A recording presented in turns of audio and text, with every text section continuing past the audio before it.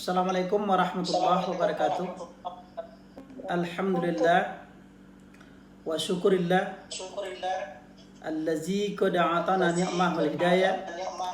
Asyhadu an la ilaha illallah wahdahu la syarikalah wa asyhadu anna Muhammadan abduhu wa rasuluhu la nabiyya ba'dah.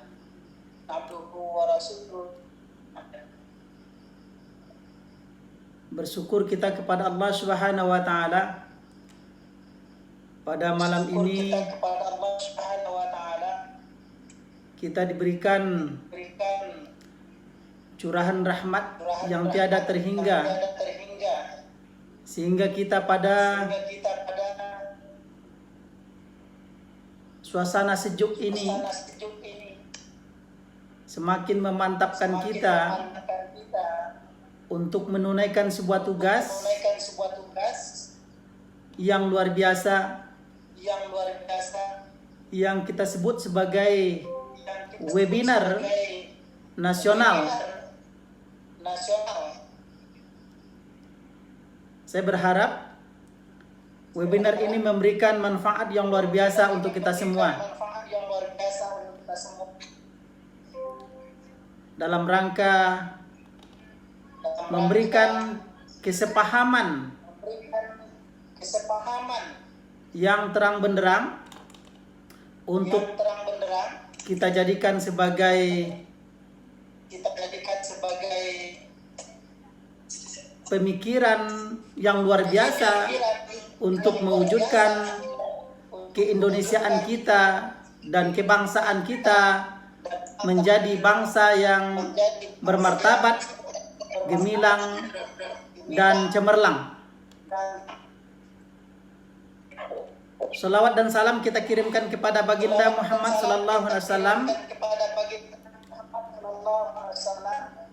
Rasulul Amin, Nabi penutup di akhir zaman, yang mengajarkan kita semua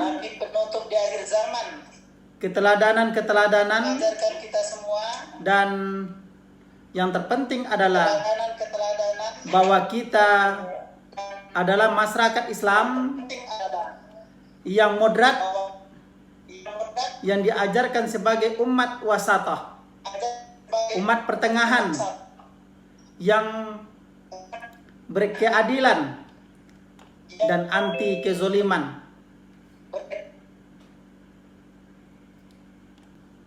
Tema yang diangkat oleh panitia pada malam ini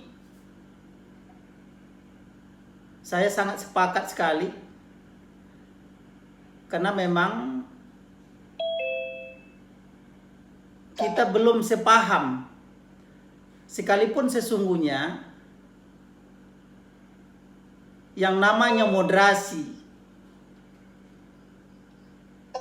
yang namanya radikal, yang namanya toleransi,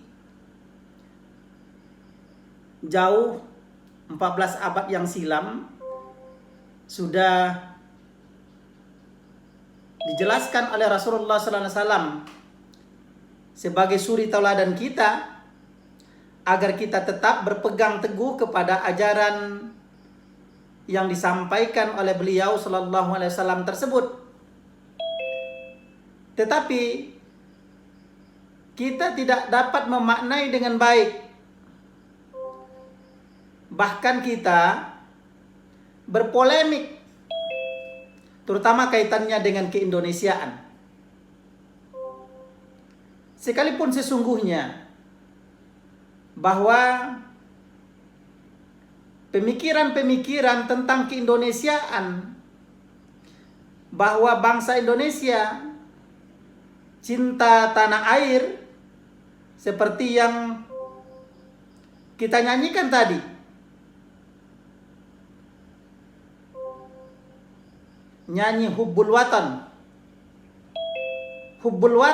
minal iman, itu menandakan bahwa semuanya sudah selesai dan tuntas pemahamannya, yang oleh tokoh-tokoh nasional, tokoh-tokoh nasional,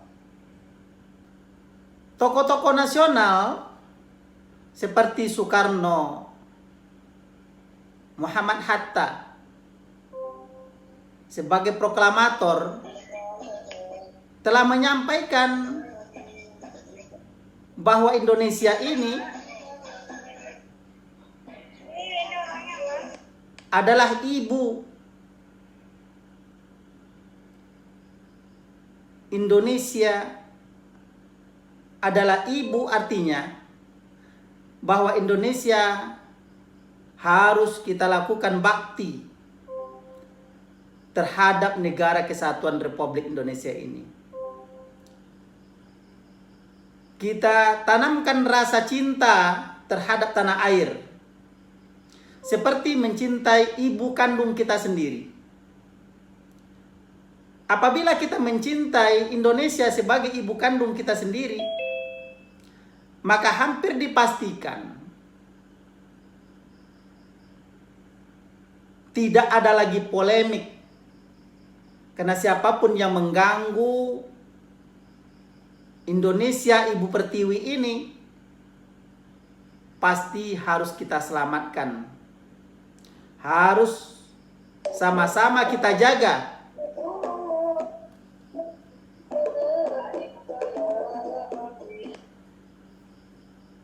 Sama-sama kita pelihara agar Indonesia ini menjadi damai.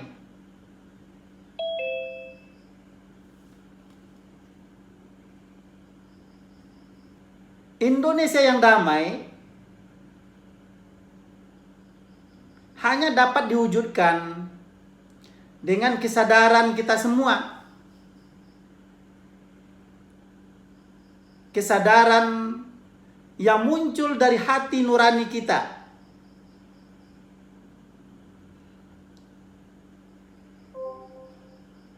Bahwa Indonesia adalah negara yang merupakan bagian dari diri kita sendiri.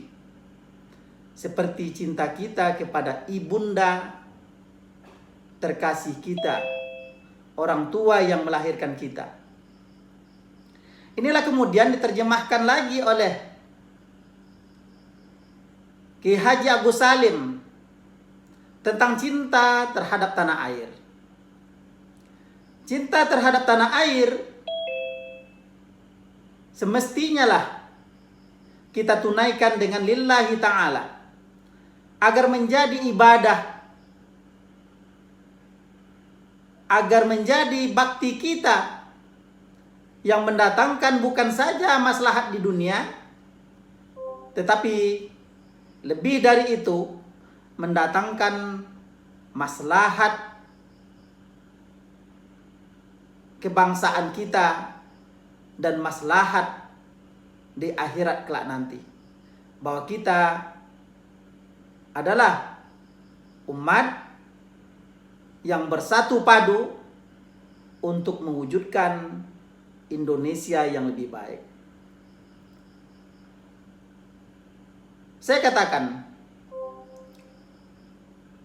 setidaknya proklamator, kemudian tadi yang saya sampaikan, Kiai Haji Agus Salim telah mengajarkan kepada kita semua tentang bagaimana menjadikan Indonesia ini damai, Indonesia ini sehat, Indonesia ini sejahtera, dan Indonesia yang gemilang, bermarwah, dan bermartabat di mata dunia. Kitalah yang perlu menjaganya. Maka dalam hal ini, generasi muda harus berjuang keras bahwa Indonesia adalah negara kesatuan Republik yang kita sebut sebagai Indonesia Raya, yang terdiri dari 17 ribuan pulau, berbeda-beda agama, berbeda suku, berbeda ras, dan kita berbeda dalam budaya. Tetapi kita disatukan oleh satu bahasa, bahasa Indonesia. Kita disatukan oleh satu tanah air Indonesia. Kita disatukan oleh bangsa, yaitu bangsa Indonesia. Maka paling tidak, untuk menjadikan Indonesia ini jaya, Indonesia ini bangkit, paling tidak ada beberapa aspek yang menjadi perhatian kita semua. Pertama, bahwa Indonesia yang majemuk ini, yang kita sebut sebagai bangsa multikultural, multi etnik, multi agama, maka kita harus saling menghormati, saling menjaga, dan saling merawat cinta kasih kita kepada kebangsaan kita melalui ideologi Pancasila.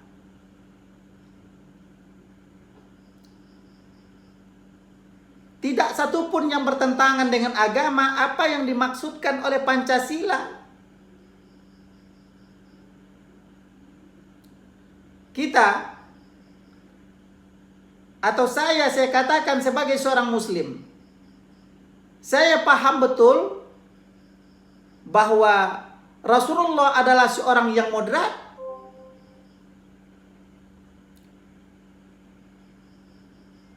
bisa menyatukan antara Muhajirin dan Ansor, memberikan perlindungan terhadap Yahudi yang notabene-nya non-Muslim.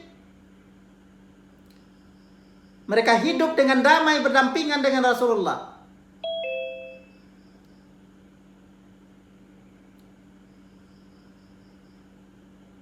Dalam Piagam Madinah, kita baca paling tidak dalam pasal 16 bahwa non-Muslim atau kafir Quraisy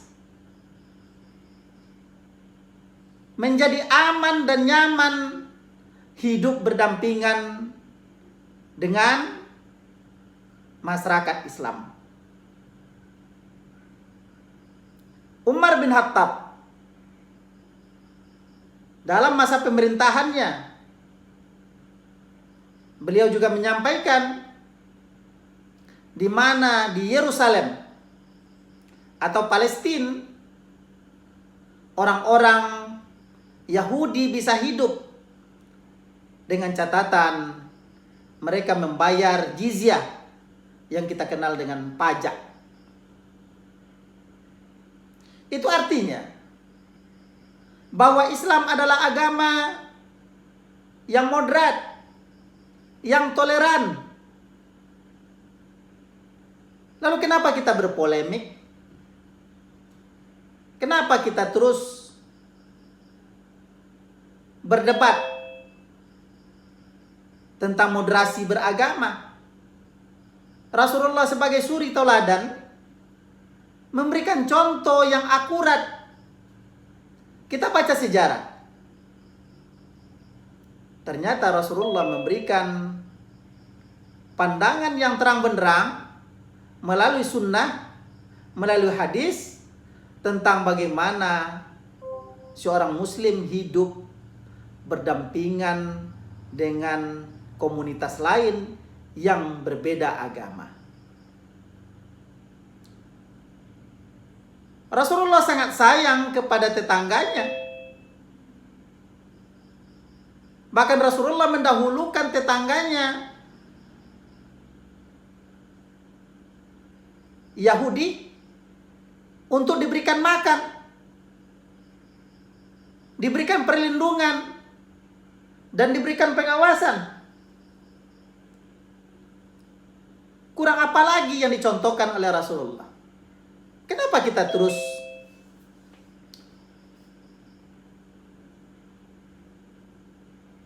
berpolemik. Sekali lagi kita berpolemik.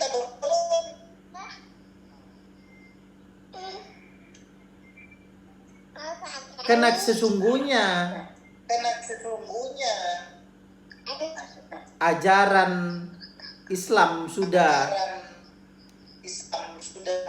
melegitimasi semuanya bahwa moderasi beragama adalah penting artinya.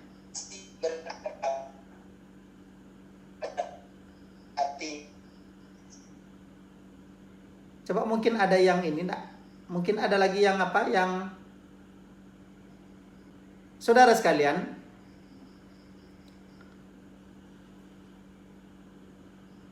kalau kita balik sejarah, maka kita ketemu tentang bagaimana peradaban Islam itu muncul. Rasulullah melarang memerangi orang yang kita sebut dengan kafir zimmi. Artinya kafir yang diperangi oleh Islam adalah kafir harbi, yang mereka menentang, yang mereka melawan, dan mereka menzolimi, baru berlaku perang. Demikian diajarkan oleh Rasulullah. Selama mereka tidak mengganggu kita, maka kenapa kita harus sesungguhnya terus melakukan perlawanan dan lain sebagainya, atau menghujat? Berikan kesempatan kepada semua orang untuk menganut keyakinannya dengan baik. Dalam Islam adalah ikrah fiddin. Tidak ada paksaan untuk menganut Islam. Jadi silakan. Apalagi kita di Indonesia yang multi agama, yang di sini hidup di negara yang berideologi Pancasila ini, hidup semua agama. Paling tidak ada 5 agama yang mendapat legalitas untuk dianut, dan semuanya berperan penting untuk menjadikan Indonesia ini merdeka dan bersepakat menganut ideologi Pancasila. Saudara sekalian, apabila kita bicara moderasi, maka moderasi sudah selesai sesungguhnya. Kalau kita pahami bahwa Islam adalah agama yang holistik, agama yang menyeluruh. Tetapi apabila kita pahami bahwa Islam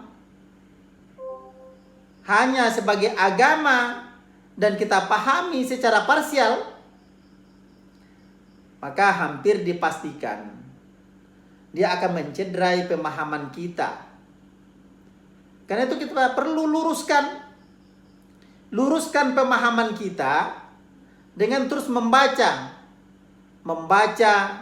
dan membaca, kemudian menelaah dan mengimplementasikan dengan baik, sehingga kita semua betul-betul merasakan bahwa agama Islam, Negara Kesatuan Republik Indonesia, bisa hidup jaya, gemilang, dan cemerlang untuk tujuan maslahat kebangsaan dan keindonesiaan kita. Saudara sekalian, saya teringat yang kita bincang-bincang selama ini tentang radikal. Kenapa pemerintah menganggap radikal sebagai musuh? Karena memang radikal telah mengganggu yang hampir meluluhlantakkan kesatuan Republik Indonesia ini, karena dianggap telah mencederai, maka pemerintah tentu mengambil sikap. Saya ingin katakan, sederhana sekali sebetulnya. Kita anggap radikal itu ketika hanya kita yang benar, maka itu ekstrim. Ketika hanya menganggap orang lain dalam kesalahan-kesalahan, maka kita sesungguhnya adalah ekstremis kiri maupun kanan. Dan inilah makna sederhana dari radikal itu. Maka Islam yang moderat memberikan jalan tengah bahwa kebenaran harus teruji. Kita ada aturan. Kita ada undang-undang. Dan kita punya peranata sosial, tata norma yang berlaku untuk mengukur tentang kebenaran itu. Jadi kita tidak hanya mengatakan bahwa kita saja yang benar. Bahkan kita harus menerima tentang kebenaran sesungguhnya sesuai dengan koridor-koridor yang ada. Nah, inilah yang dikatakan sebagai umat wasatoh itu. Mohon maaf, Prof. Waktunya 5 menit lagi. Ya. Saya ingin katakan, radikal dapat mengganggu NKRI. Karena itu, kita kembali ke moderat. Kita kembali ke moderat artinya dapat menerima kebenaran dan kita juga dapat menerima bahwa ketika kita salah secara undang-undang, kita harus melakukan introspeksi. Jangan menang sendiri. Jangan hanya menyalahkan orang. Ini pada masa-masa ini kita lihat pemerintah salah saja, pemerintah salah saja. Lalu yang benar siapa? Kalau kita menyalahkan pemerintah, itu tandanya kita sudah melakukan kekeliruan pemahaman terhadap cita-cita luhur dari para pejuang-pejuang kemerdekaan Republik Indonesia. Karena itu perlu kita luruskan bersama. Kita perlu bersama-sama mencari jalan keluar terhadap apa yang kita hadapi hari ini. Agar tidak kemudian mencederai kesatuan Republik Indonesia ini. Semua aturan sudah dibuat. Tinggal kita mengimplementasikan dengan baik. Dalam Al-Quran maupun Sunnah sudah jelas terang benderang mengenai apa yang kita sebut 3 aspek tadi. Moderat, toleran, dan radikal. Mana-mana yang merupakan bagian radikal sudah ada teladannya. Kita tinggal mengikuti agar kita tidak terjebak pada negativism yang dapat mengganggu kemerdekaan kita, mengganggu keindonesiaan kita, dan mengganggu kebangsaan kita. Mudah-mudahan bermanfaat untuk kita semua. Aku liqouli hadza wallahu muwaffiq ila aqwamit thariq. Wassalamualaikum warahmatullahi wabarakatuh.